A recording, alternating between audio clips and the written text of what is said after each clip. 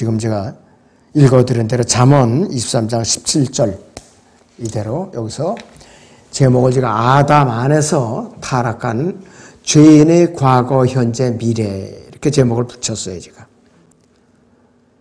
그래서 이 본문의 경고는 잠언 3장 31절이나 시편 37편 1절, 시편 73편 1절 3절에서도 다루고 있어요. 여기서 시편 73편을 잠깐 보겠습니다. 1절에서 3절을 봅니다. 진실로 하나님은 이스라엘에게 선하시니 곧 깨끗한 마음을 가진 자들에게니이다. 그러나 나로 말하면 내 발은 거의 실족할 뻔하였고 내 걸음은 미끄러질 뻔하였으니 이는 내가 악인의 번영을 보았을 때 어리석은 자를 시기하였습니다. 그랬습니다. 어리석은 자를 시기할 필요가 없어요. 관계하지 않으면 되는 것이에요. 신약에서도 비슷한 경고가 나와요. 베드로 전서 2장 1절만 보죠. 여기서. 그러므로 모든 악의와 모든 속임수와 위선과 시기와 온갖 비방하는 말을 버리고 그랬습니다. 구약이나 신약이나 시기를 마음에 품어서 좋을 건 아무것도 없어요. 버려야 돼요. 눈꽃 맞힌 시기라도 버려야 돼요. 죄인에 대한 구약의 정의에 대해서는 잠언 1장의 10절을 잠깐 보겠습니다. 내 아들아 죄인들이 너를 유혹할지라도 동조하지 말라. 같이 부안해동하지 말라 이거예요. 하나님을 두려워하는 구원받은 사람들은 죄인들이 과거, 현재, 미래를 우리는 방향을 알고 있으니까 죄인들을 우리는 시기하지 않는다 이거예요. 부러울 필요도 없고 시기할 필요도 없어요. 저 사람은 이렇게 잘 되지? 이렇게 할 필요가 없다 이거예요. 자, 그래서 세상의 모든 죄인들이 과거와 현재와 미래는 이미 분명하게 결정이 돼 있어요. 이들이 마지막 종착역인 영원한 불못으로 들어가기로 정해져 있다 이것이에요. 해답이 어디냐고 누가 따진다면은 성경으로 기록돼서 전해져 있으니까 부인할 수 없는 것이에요. 모든 죄인들이 과거, 현재, 미래를 안다면은 우리는 그 상속받은 사람, 그것을 상속받은 사람 시기하거나 부러워할 필요가 없어요. 첫째는 아담 안에서 타락한 죄인의 과거는 어떤가? 첫째는 이들은 어떠한 존재였었는가? 허물과 죄들 가운데 죽어 있어요. 죽어 있었어요. 그런데 거듭나기 전에 저나 여러분이 바로 이러한 상태에 있었다 이거예요. 그리고 본래 진노의 자녀였고 세상에서 소망도 없었고 하나님도 없이 홀로 있었던 존재가 바로 아담 안에서 타락한 죄인의 과거 시제예요. 과거. 에베소 2장 1절에 3절을 봅니다. 허물과 죄들 가운데서 죽었던 너희를 그가 살리셨으니 전에는 너희가 그것들 가운데서 이 세상의 풍조를 따르고 공중권세의 통치자 곧 지금 불순종의 자녀들 안에서 역사하는 영을 따라 행하였으니 그들 가운데서 우리 모두가 이전에는 우리 육신의 정욕들 가운데서 행하였으며 육신과 마음의 욕망들을 이루어 다른 자들과 마찬가지로 본래 진노의 자녀였느니라 그러겠어요. 이 상태를 벗어난 지가 몇십 년 된 사람도 있을 거고 불과 몇 년 안 된 사람도 있을 거고 불과 몇 달 안 된 사람도 있을 거고 사람에 따라서 그 영적으로 출생하는 출생 시기가 다 다르기 때문에 일률적으로 적용이 안 되는 것이에요. 자, 그리고 또 어떤 상태에 쓰느냐? 여기서 2장 11절에서 13절을 봅니다. 그러므로 너희는 손으로 육체에 행한 할례자라 불린 자들에 의하여 과거에는 육체로 무할례자라고 불린 이방인들이었음을 기억하라. 그때 너희는 그리스도로부터 분리되어 있었고 이스라엘 나라에 속하지 않는 타국인이요 약속의 언약들로부터는 생소한 사람들이었으며 소망도 없고 세상에서 하나님도 없었느니라. 그러나 한때 멀리 있었던 너희가 이제 그리스도 예수 안에서 그리스도의 피로 가까워졌느니라. 거듭나면 13절 상황으로 이제 회복이 되는 것이. 자, 그리고 아담 안에서 타락한 죄인의 현재 위치는 어떤가? 현재 위치. 첫째는 하나님의 진노 아래에 있는 상태예요. 하나님의 진노 아래. 마음의 평안도 없고 영적 동기나 목표도 없고 영적 생명도 물론 없고 매일 죄의 노예 상태로 붙들리는 상태가 죄인의 현재 상태예요. 요한복음 3장 36절 보지요. 아들을 믿는 자는 영생을 가졌고 그 아들을 믿지 않는 자는 생명을 보지 못하고 오히려 하나님의 진노가 그 사람 위에 머물러 있느니라 그랬습니다. 하나님의 진노가 그 사람 위에 머물러 있어요.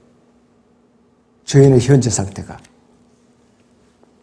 물론 마음의 평안이 없는 것은 말할 것도 없지요. 마음의 평안이 없는 것은 말할 것도 없어요. 사람들이 세상적인 평안을 갖고 진정한 영적 평화를 착각하고 있는 사람들이 교회 다니면서도 그래요. 자, 그렇기 때문에 이들은 평안함이 없어요. 전혀 평안함이 없어요. 그리고 영적 동기나 목표는 물론 없거니와 영적인 생명이 없는데 요한일서 5장 12절을 봅니다. 그 아들이 있는 자는 생명이 있고 하나님의 아들이 없는 자는 생명이 없느니라고 했어요. 그러니까 예수 그리스도가 내 안에 성령으로 계시는가 계시지 않는가 하늘과 땅 차이예요. 교회는 오래 다녔어도 성령이 내 안에 내주에 계시지 않는 사람은 여전히 이 사람은 타락한 죄인에 불과하다 이것이에요. 그리고 아담에서 타락한 죄인의 미래는 어떤가? 영원한 멸망을 맞이할 것이죠. 영원한 멸망을 맞이하고 선하고 아름답고 친절하고 유익하고 빛을 주고 거룩하고 의롭고 자신의 혼을 포함해서 모든 순수한 것을 잃게 될 것이다. 왜 그런가? 불못으로 던져질 거기 때문에 그들은 다 잃을 수밖에 없어요. 그리고 각자가 행위에 따라서 정죄의 심판과 백보자 심판을 기다리고 있다 이것이에요. 요한계시록 20장 11절에서 14절을 먼저 보죠. 또 내가 큰 백보자와 그 위에 앉으신 분을 보니 그의 면전에서 땅과 하늘이 사라졌고 그들이 설 자리도 보이지 않더라. 또 내가 죽은 자들을 보니 작은 자나 큰 자나 하나님 앞에 서 있는데 책들이 펴져 있으며 또 다른 책도 펴져 있는데 그것은 생명의 책이라. 죽은 자들은 자기들의 행위에 따라 그 책들에 기록된 대로 심판을 받더라 그랬습니다. 바다도 그 안에 있던 죽은 자들을 넘겨주고 또 사망과 지옥도 그들 안에 있던 죽은 자들을 넘겨주니 그들이 각자 자기들의 행위에 따라 심판을 받으며 사망과 지옥도 불못에 던져지니 이것이 둘째 삽이라 이렇게 말을 하고 있습니다. 그래서 이 아담으로 타락한 죄인들의 마지막 종착역이 영원한 불못으로 가는 거예요. 여기서 20장 15절을 보죠. 누구든지 생명의 책에 기록되지 않은 자는 불못에 던져지더라. 누구든지 예외 없이 생명의 책에 기록되지 않은 자는 예외 없이 한 명도 예외 없이 불못에 던져진다 이것이에요. 이 불은 영원한 불못은 하늘과 땅에 불로 정화되고 나서 새 하늘과 새 땅이 생기면은 그 우주 공간의 밑바닥이 어딘가는 우리는 알 수 없지만은 하나님께서 만드시는 마지막 형벌의 장소가 영원한 불못이에요. 글로 가는 것이에요.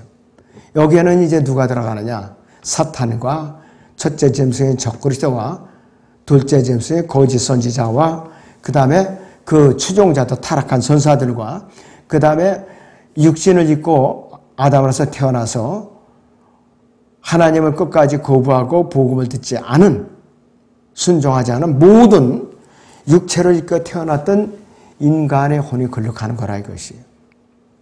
그러니까 같은 우리 집안에서도 절친한 가족이나 절친한 직장인들이나 동료나 또 이 먼 친척이나 이런 모든 사람들 이 사람들이 복음 하나를 거부한 이유 때문에 영원한 불못에 던져지는 거예요. 아무리 인격이 고상하고 품위가 있고 돈이 있고 권력이 있고 할지라도 다 필요 없죠. 이제 소용이 없어요.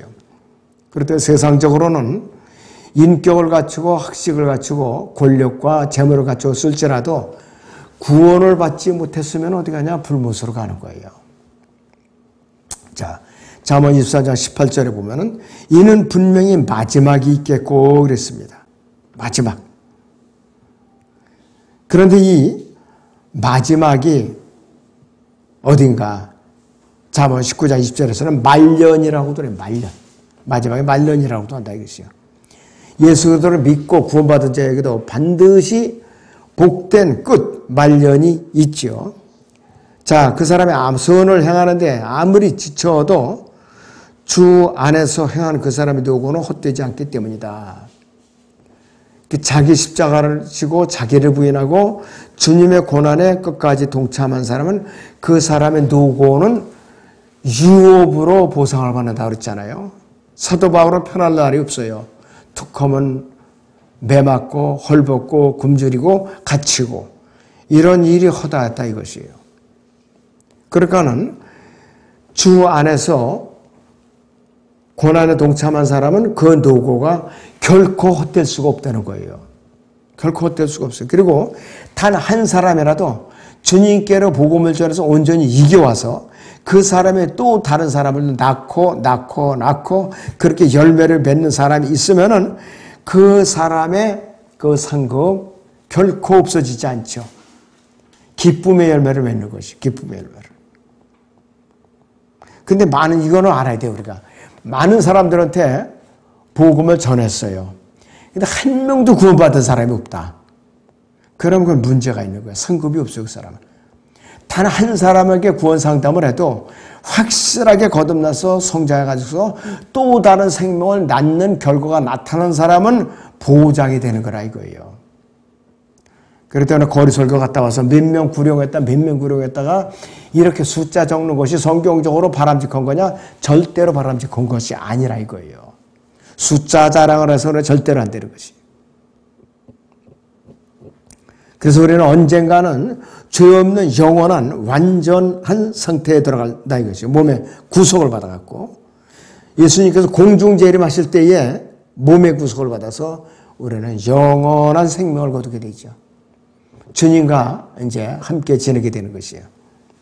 자, 신약에서 대표적인 고난의 사도였던 사도 바울은 고린도 전서 15장 58절에서 그러므로 나의 사랑하는 형제들아 견고하라, 흔들리지 말라, 항상 주의를 넘치게 하라 그랬어요. 견고하라, 흔들리지 말라, 항상 주의를 넘치게 하라 그랬어요. 이는 너희의 수고가 주 안에서 헛되지 아니한 줄을 너희가 알미지라 그랬습니다. 주 안에서 수고는 헛될 수가 없어요. 허다못해요. 초대교회 시절에 사도 바울이 교회를 개척할 당시에 지역교회에서 60세 이상이 된 과부들로서 그들이 손님 대접을 하고 교회 안에서 이렇게 이제 필요한 물건들을 갖다 공급해준 과부들이 있어요. 그 사람들도 그 상급이 하나님 앞에 기억이 돼요. 꼭 복음만 전해서 되는 게 아니에요. 교회 안에서 어떻게 섬겼느냐? 이것이 마찬가지예요. 지금 이 시대도 마찬가지예요. 자, 그래서 사도 바울은 자신 있게 세 군데서 나를 따르라고 그래요. Follow me라고 합니다. 고린도서 4장 16절에서는 그러므로 내가 너희에게 권고하노니 너희는 나를 따르는 자들이 되라 그랬어요. 고린도서 11장 1절에서도 내가 그리스도를 따르는 것처럼 너희는 나를 따르는 자가 되라.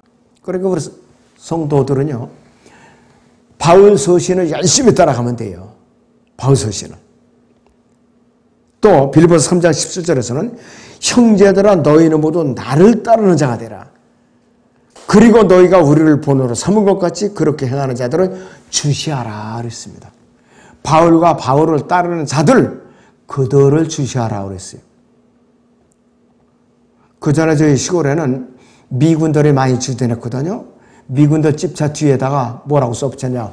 Follow me 이렇게 영어로 다 써붙였어요. Follow me. 나를 따르라. 그러니까 선도 차량을 잘 따르라 이것이에요. 이것이 어디서 오느냐. 이 바울 서신이 이 구절에서 온 거예요. 그거 보니까. 잠언 23장 18절 하반절에 보면은 또 네 기대가 끊어지지 아니할 것임이라고 그랬어요. 자, 우리는 미래의 어느 날 몸이 구속을 받아서 예수 그리스도를 대면하게 돼 있어요. 잘생겼든 못생겼든. 죄 없는 불멸의 몸에서 영원히 살게 되는데 우리의 기대는 결코 끊어질 수가 없죠. 왜? 주님과 한 몸이니까. 그래서 우리의 몸이 구속과 함께 변화받아서 셋째 하늘에 올라가서 앞서간 우리의 사랑하는 성도들을 다시 보게 될 거라 이거예요. 데살로니가서 4장 14절부터 보죠. 우리 다시. 예수께서 죽었다가 다시 살아나신 것을 우리가 믿는다면 그와 같이 하나님께서는 예수 안에서 잠든 자들도 그와 함께 데리고 오시리라. 우리가 주의 말씀으로 너희에게 이것을 말하노니 주께서 오실 때까지 살아남아 있는 우리가 잠들어 있는 자들보다 결코 앞서지 못하리라. 주께서 호령과 천사장의 음성과 하나님의 나팔 소리와 함께 하늘로부터 친히 내려오시리니 그러면 그리스도 안에서 죽은 자들이 먼저 일어나고 그리고 나서 살아남아 있는 우리도 공중에서 주와 만나기 위하여 그들과 함께 구름 속으로 끌려 올라가리니 그리하여 우리가 영원히 주와 함께 있으리라. 끌려 올라가리 이랬어요. 영원히 주와 함께 있는다 그랬어요. 그러니까 예수님 오시기 전에 미리 잠든 자들, 장사 지낸 자들이 몇 초가 됐든 몇 분이 됐건 시간을 측정할 수 없지만은 먼저 일어나게 됐어요. 먼저 몸은 영이 결합돼가지고. 그리고 우리가 뒤따라서 변화받아가지고 몸의 구속을 받아서 같이 뒤따라서 올라가는 거예요. 그렇게 됐다 이것이요. 그래서 우리는 이 땅에서 우리를 갖다 혼란케 했던 모든 것들, 이 문제들을 예수 그리스도를 대면하면 순식간에 다 알게 돼요.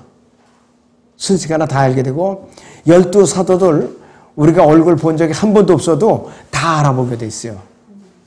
주님을 3번이나 부인했던 베드로도 알게 되고 그 다음에 의심이 많았던 도마, 상처받은 옆구리와 손과 발을 만져보기 전에는 결코 믿지 않겠다 하던 도마도 우리가 바로 알아볼 수가 있어요. 그 전에 1989년에 우리나라에 강연에 내려왔던 알베르토 리베르 박사가 있어요. 그분이 그랬는데 도마 사도가 인도를 거쳐서 중국 대륙을 거쳐서 우리나라의 안동에까지 왔다 갔다 하는 기록이 있대요. 로마 교역자 그 문서에 보면은. 안동에는 바위에 도마라고 히브리어로 새겨진 그 글자가 다 있어요. 히브리어 글자가 다 있어요. 그러면서 그 얘기까지 했더라고요. 자, 그렇기 때문에 그리스도의 심판석 앞에 서면은 우리는 모든 것을 다 이해할 수 있고 모든 것을 금방 순식간에 알아차릴 수가 있어요. 고린도서 거기 13장 12절을 같이 보죠. 지금은 우리가 유리를 통해 희미하게 보나 그때는 얼굴과 얼굴을 마주볼 것이요.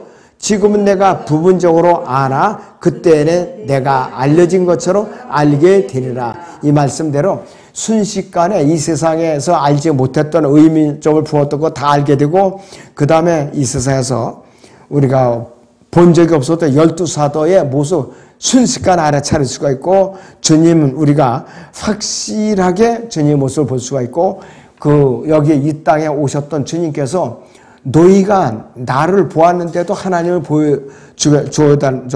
보여달라고 그렇게 말을 했느냐? 내가 바로 하나님이라. 그렇게 했는데도 제자들은 의심했어요. 제자들은. 하나님께서 육신을 입고 이 땅에 하나님의 형상대로 오신 분이 예수 그리스도였거든요. 그러나 우리는 12제자는 복음이 됐지만은 이 교회 시대에 저나 여러분들은 기록된 성경 말씀을 통해서 그분을 믿는 거잖아요. 그러니까 이 시대에 보지 않고 믿는 사람들이 성령으로 거듭나서 믿는 사람들이 더 복되다 이거예요. 왜? 이때는 예수 그리스도의 신부예요. 우리는. 공동상수이고 한 몸이고 떼일래야 뗄 수가 없다 이것이에요 바로. 그런데 이 시대에 성령으로 거듭난 바른 교리대로 믿고 실행하는 성도들이 완전히 이 연대기적으로 볼 때, 세대적으로 볼 때 핵심의 핵심, 완전히 핵심이라 이거야. 거기에 저나 여러분들이 그 안에 끼어 있어요. 얼마나 복된 세대냐 이것이요. 그때는 우리는 주님께 들림받는 그 순간까지 언제든지 주님께 불순종하는 일은 되도록 하지 말아야 돼요. 절대로는 내가 말씀을 안 드려요. 몸의 구속을 받지 않게 되면 힘들잖아요. 만약에 불순종했다면 바로바로 잡아 걸고 돌이켜야 되는 거예요. 그래서 우리는 예수 그리스도의 한 몸이 된 한 공동 상수자로서 주님께서 우리를 데리러 오셨을 때에 최소한도 부끄러움을 당하지 않도록 처신을 우리는 잘해야 될 필요가 있습니다. 기도하겠습니다.